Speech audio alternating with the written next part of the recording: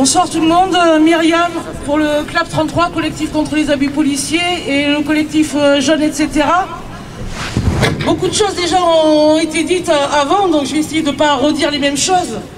On est là aujourd'hui conscientisés par rapport à une loi qui nous terrorise, qui nous met en colère. Il faut quand même aussi se dire la vérité, c'est que si on en est là aujourd'hui, c'est qu'on n'a pas su se mobiliser avant.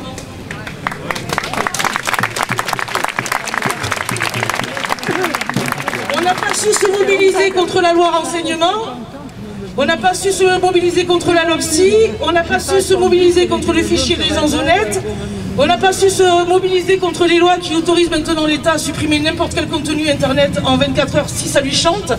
On n'a pas su se mobiliser contre ces lois qui étaient déjà bien liberticides, parce que ça ne nous concernait pas, parce qu'on n'était pas au courant, parce que peut-être tout simplement on s'en foutait, parce qu'on avait l'impression, encore une fois, d'être dans un pays de liberté et où les droits de l'homme étaient appliqués. C'est donc notre inaction qui aussi aujourd'hui fait que le gouvernement peut se permettre de mettre en place cette loi qui ne vient finalement que clôturer un dispositif législatif qui est déjà très liberticide. Je vous rappelle que sous François Hollande, on a vécu 3 ans d'état d'urgence qui ont abouti à un remaniement du cadre législatif qui déjà aurait dû nous inquiéter. Je le dis à chaque rassemblement, mais nous étions 19 à Bordeaux quand la loi d'état d'urgence a changé le code pénal. On était 19 à dénoncer cette loi.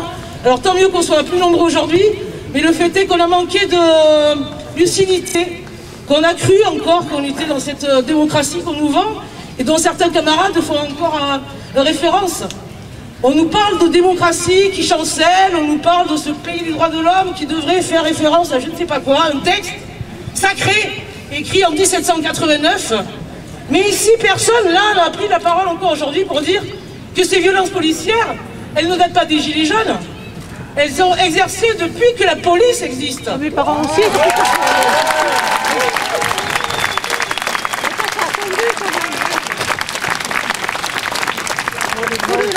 C'est pas la BAC qui a amené les Juifs au Ventile. C'est pas la BAC qui a foutu des Arabes à la Seine en 1961.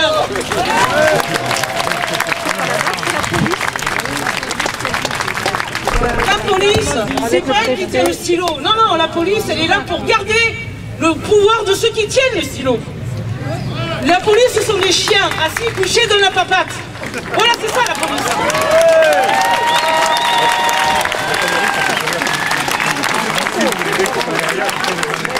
Si aujourd'hui on constate qu'il y a des violences sur les manifestants, que chaque passant aujourd'hui peut être embêté, je suis encore désolé que ce soit moi et mes frisettes qui rappelle que les jeunes qui vivent dans les banlieues, ça fait des décennies que tous les jours ils sont contrôlés, que tous les jours ils sont poursuivis et flashballés.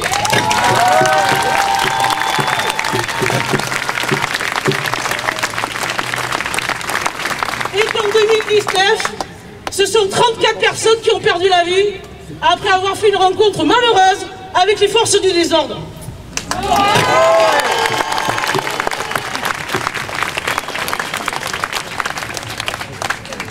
Ici même, à Bordeaux, le mouvement des Gilets jaunes qui a été un haut lieu, on l'a bataillé. Nous avons des camarades qui ont perdu des yeux, des mains, qui ont été lourdement blessés. Quand ils ont fini de nous blesser, ils nous ont collé des amendes. J'en suis personnellement à ma 14e amende juste parce que je manifeste. Donc cette loi, elle ne vient juste finalement que poser un cadre législatif à ce qui se passe déjà. Il y a déjà des arrestations arbitraires, il y a déjà des arrestations préventives, il y a déjà des gardes à vue abusives, il y a déjà des journalistes qui sont tapés, il y a déjà des gens qui perdent des mains, des yeux en manifestation, etc., etc. Donc je suis contente, heureuse qu'on soit réveillés. La question pour moi c'est jusqu'à quand? Jusqu'à quand on fera 4 réveillés? Comment, quels moyens on va pouvoir se donner pour renverser ces gouvernements successifs qui nous préparent non pas un État policier, mais un État, une société de contrôle où on vous autorise à vous autoriser à sortir. Voyez jusqu'où on va aller?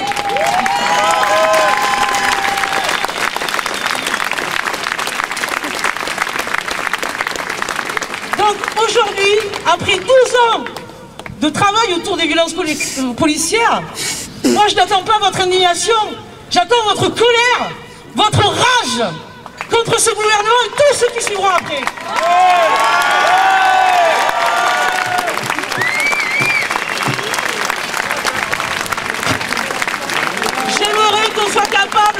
descendre dans la rue la prochaine fois qu'ils tirent sur un gamin dans les banlieues. J'aimerais qu'on soit capable de sortir quand nos lycéens se prennent des flashballs en pleine tête. Ils tuent nos enfants. Ils les frappent et déjà, ils les dressent à coups de trique. Est-ce que c'est ça qu'on veut pour nos gosses? Non. Alors il va falloir avoir du courage. Et parce que le cadre législatif est ce qu'il est, enfin retrouver la désobéissance civile qui va nous permettre de garder notre dignité. Alors à chacun de vous, à chacune de vous, je vais envoyer une bonne dose d'amour, parce qu'on n'y arrivera pas sans ça non plus. Une bonne dose d'amour propre. Et un amour de nous tous. Voilà, parce que ça au moins, quand on y croit, c'est une valeur qui ne bouge pas. Alors bon courage à tous, avec amour et rage.